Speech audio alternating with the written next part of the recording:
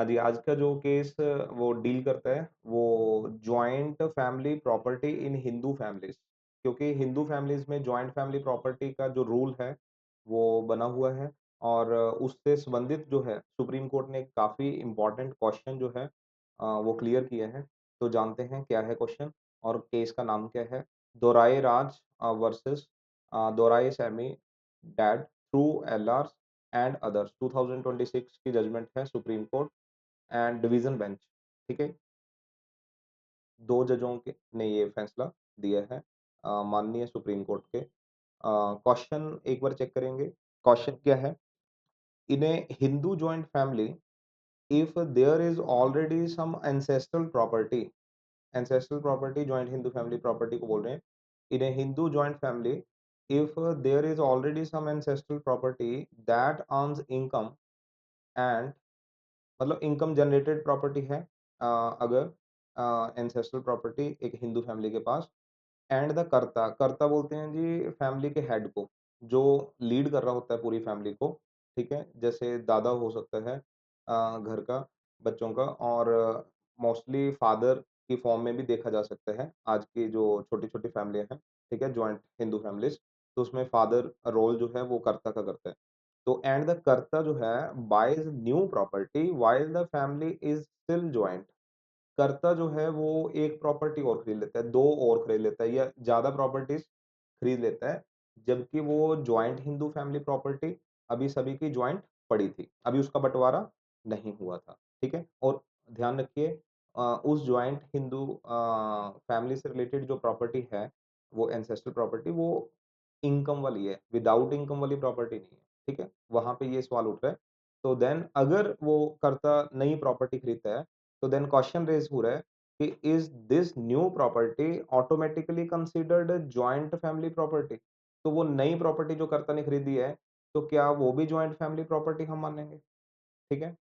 ताकि to be shared by all the members ताकि वो सारे बंदे शेयर कर सकें, ठीक है? आपस में नई प्रॉपर्टी को लेकर भी उनकी सांझी प्रॉपर्टी मानी जाए या फिर और कैन द कर्ता claim it as his personal property या कर्ता ने खरीदी है, उसमें सेल डीड में नाम कर्ता का लिखा होगा, अकेले का पर्सनल, तो इस वजह से हम उसकी पर्सनल प्रॉपर्टी माने, जो नई प्रॉपर्टी है।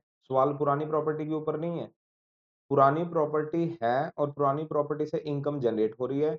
वो पुरानी प्रॉपर्टी जो जद्दी प्रॉपर्टी है, वो होते हुए अगर कर्ता नई प्रॉपर्टी खरीदता है, तो नई प्रॉपर्टी पर्सनल मानी जाएगी कर्ता की या पूरी फैमिली की जॉइंट फैमिली प्रॉपर्टी काउंट की जाए, ताकि हिस्सा सभी ले सकें। क्वेश्चन समझ आ गया? तो सुप्रीम कोर्ट ने हेल्ड किया जी इसके आंसर के तौर पर अगर देखें हम, the Supreme Court said that कि as long as the family is joint and there is income yielding ancestral property, whatever the karta buys जो मर्ज़ी खरीदे karta, whatever the karta buys is treated as a joint family property. तो Supreme Court का answer है जी कि वो जॉइंट फैमिली प्रॉपर्टी कंसीडर करी जाए। Clear?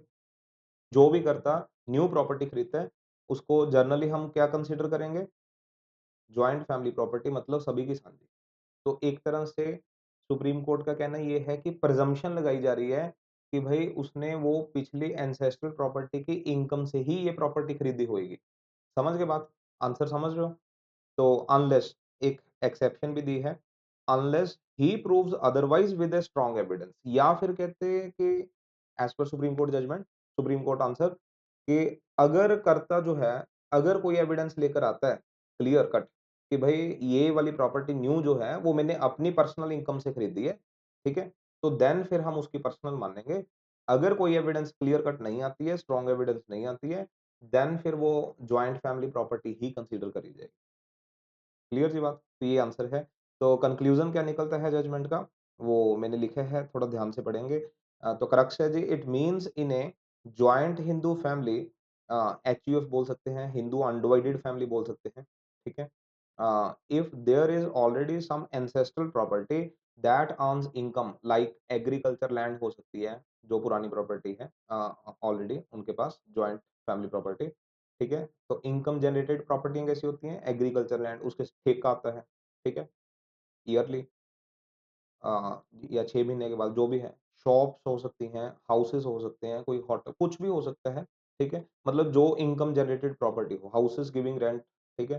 Then any new property purchased by the karta मतलब head of the family, while the family is still joint in automatically presumed to belong to the entire family. तो automatically ये presume करी जाएगी, जो जो भी नई प्रॉपर्टी कर्ता खरीदेगा, कर्ता की बात हो रही है, कर्ता हेड ऑफ द फैमिली एक ही होता है बंदा पूरी फैमिली में।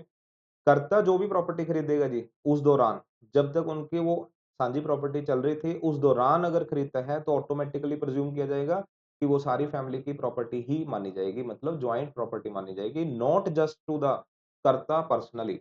और कर्ता की पर्सनल प्रॉपर्टी नहीं काउंट करेंगे। क्लियर? सो इफ द कर्ता लेटर क्लेम्स कि दिस न्यू हाउस या new shop is my personal property. अब कल को कर्ता कहेगा रजिस्ट्री तो मैंने करवा रखी है, मेरे नाम है ये प्रॉपर्टी, ठीक है? मेरी मेरी मानी जाएगी। देन द बर्डन एक बात सुप्रीम कोर्ट ने और इम्पोर्टेंट क्लियर करी है बर्डन को लेकर, ठीक है? ये बात ध्यान रखेंगे। Then the burden is on him अगर वो कोर्ट केस करता है, चाहे वो डिफेंडेंट की कैपेसिटी में है, चाहे वो प्लेंटिफ की कैपेसिटी में है, ठीक है?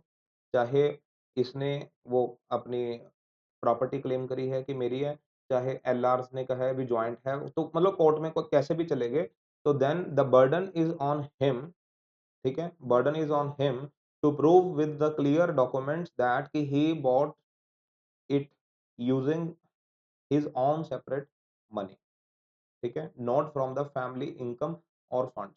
तो वहाँ पे बर्डन भी कर्ता के ऊपर दे दिया।